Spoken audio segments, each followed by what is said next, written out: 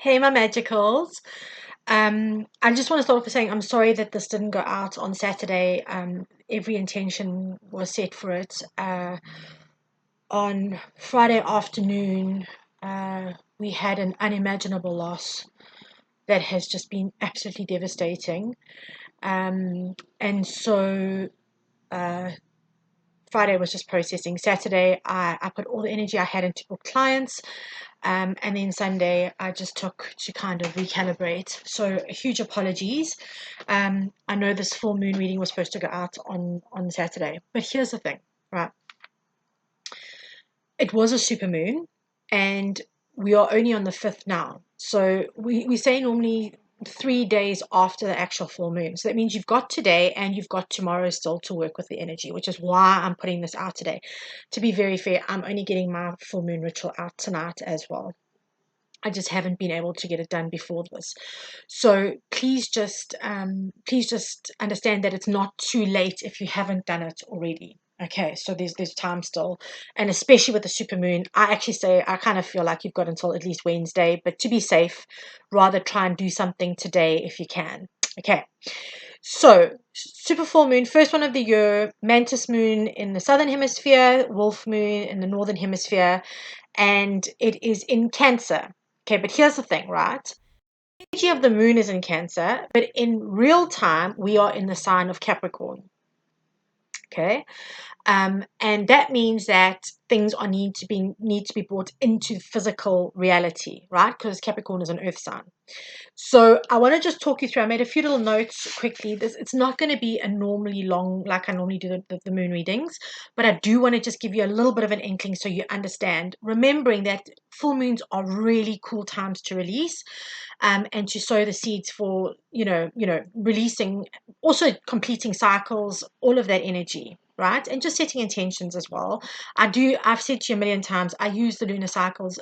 Yes, full moon, best time for release. It doesn't mean you can't release on the other aspects.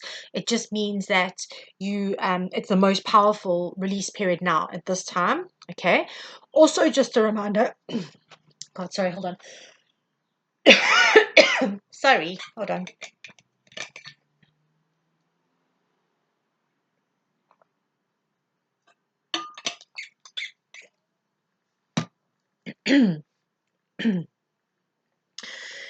Just remember that we are still in the shadow of the snake skin, the snake skin, the year of the snake. We only go into the horse year on the 17th of February, guys. Get your houses in order, right? Physically, energetically, spiritually, mentally, whatever you need to do. Okay. Also, what I want to say is that this is so in alignment with that. I know we are in the beginning of a new cycle, but use this last little bit of the snake energy to really let go now on this full moon of nothing, of anything that no longer serves you. Okay, because I did say in the last on the energy update around the new year, I did say that the horse will just remove, it'll just take it out. Okay, whether you're ready for it or not. So rather do it on your own terms. Okay, so full moon in Cancer, there's a huge focus on intuition. We all know that Cancerians are fabulously intuitive, like yours truly. Um, it also comes into play that things like relationships, home care, self care, are all going to come into some kind of view. Right now, here's the thing. We are looking at relationships in any which way, shape, or form. This is not just romantic, where there is an imbalance. Are you getting what you're putting? And it can actually just be an energetic exchange. It doesn't necessarily need to be a relationship with the person. It can be, are you getting what you need from the work you're putting into your business? Are you needing to stop and change tactic? I've got to change tactic hugely this year. Last year, the end of last year did not work for me. So I'm having to recalibrate and find a different way to do things and that kind of stuff this year. So it's those kinds of energies that you're looking at, right? At the same time, you need to tackle head on any uncertainties, any fears, any doubts that you have, things like imposter syndrome, self-sabotage, all of that kind of energy you're needing to face under this full moon now, right? Let it go. Work out why you are having those fears and things, and then let it go. Guys, remember, you can write it on a piece of paper, you can burn it. Just remember that if where your intention is where your energy is going to go. So you can write something down 1,000,000 times on a piece of paper, but if your intention is to not truly actually do that, it's not going to help. Okay, so make sure that you are aligned with the intentions that you're putting out there. Okay, right. Intuition is necessary to make the changes you need to make. So you're tuning into your inner wisdom, because your intuition is your GPS, but also it's like your higher self, really. It is your higher self coming through for you. And it is time to let go of outdated, constrictive ideas and barriers. Okay, so that's just a little general touch base of what it's going to be. I am going to use, I'm going to do a few little cards, all right, so that we've got some kind of a little guidance from Spirit. I'm using the Bee Tarot. I love this deck so much. The Bee Tarot, because I kind of feel like the bee comes to us bringing good luck, but also it's like you put the work in, you'll get the luck, right? So it's that kind of energy. So I'm infusing that into, sorry, excuse me, the reading today. So I have shuffled. I'm also saying just do one more. See, look, the Keeper is the Fool, New Beginnings, the Empress. Okay, that's splitting the deck. That's just the general energy. That's just like energy coming up, starting off, right? New beginnings that are abundant, that are self-aware, that are that flow. The Empress doesn't push for anything. This is not a year to push, guys. If things are not working, do not push it this year. It's not going to work. Okay, right. So let's have a look. Let's see. What does the universe just have to tell us? What do we need to know around this full moon, please, Spirit?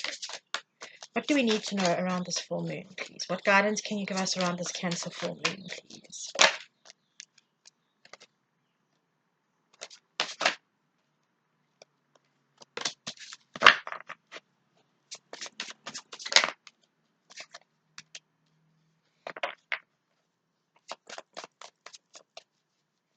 So I've just been told there's one more.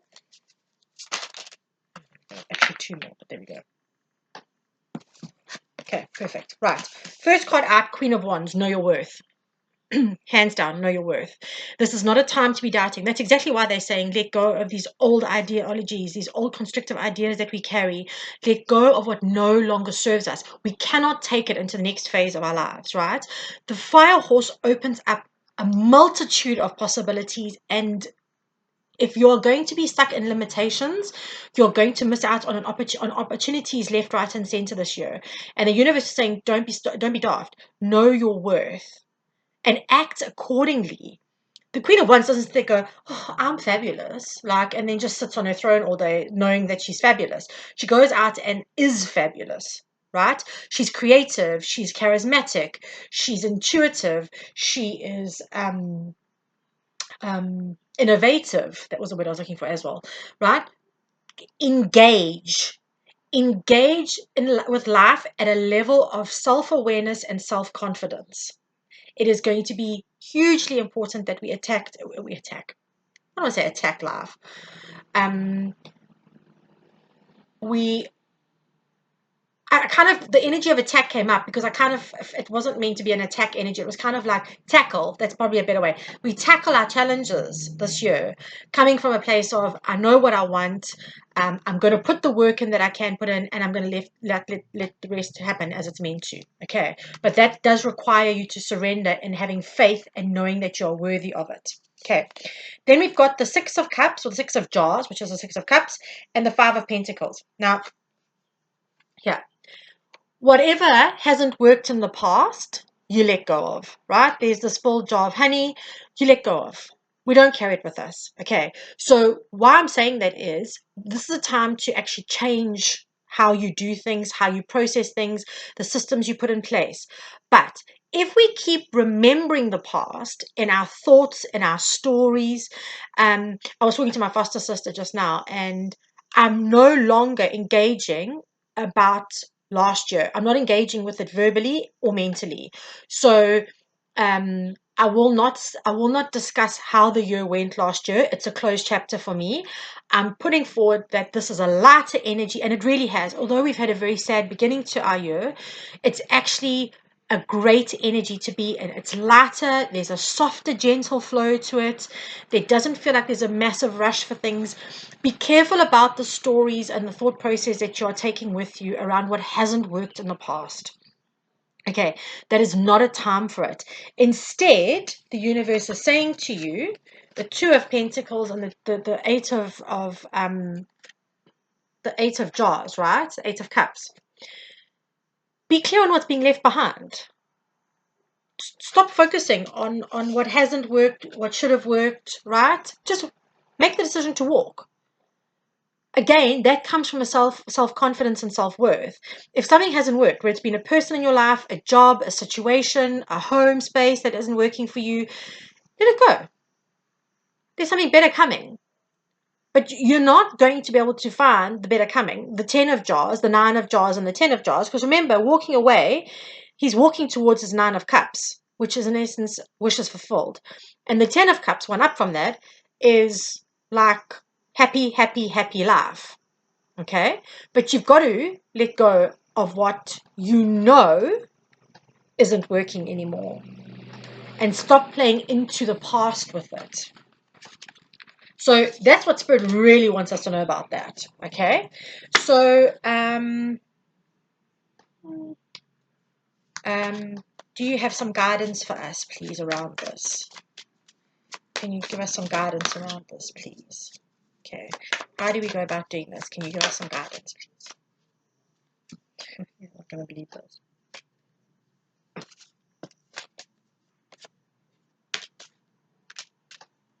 Okay. The Princess of Swords is like the Page of Swords, right? And you've got the Three of Jars. Normally with the Page of Swords, we have that kind of like spying energy. You know, they always talk about that spying energy. I kind of feel with this, and then you've got the Three of Jars, which is about celebration, right? If you're going to look back on things, right? Because the spying energy, I kind of feel, is not actually around other people or anything like that. But if you're going to look back for information, find what worked for you, find what makes you happy.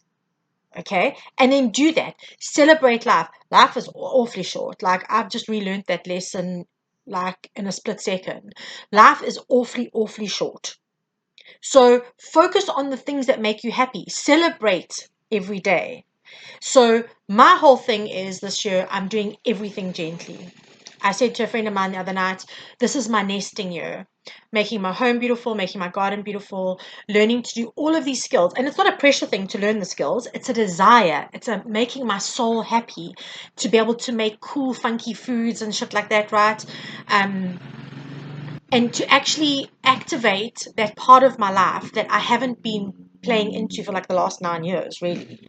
Yeah? So do what makes you happy. That's not to say you don't do the work and you don't put the effort in.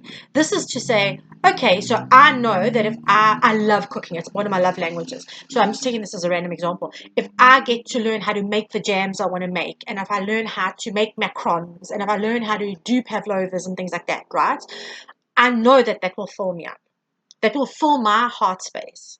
So look back and find the parts of yourself when you were really happy. What was working then? What were you doing to make yourself happy? Okay? Because this year is not going to allow for us to be miserable sons of bitches. It's just not going to happen. We need to follow our bliss and our joy this year.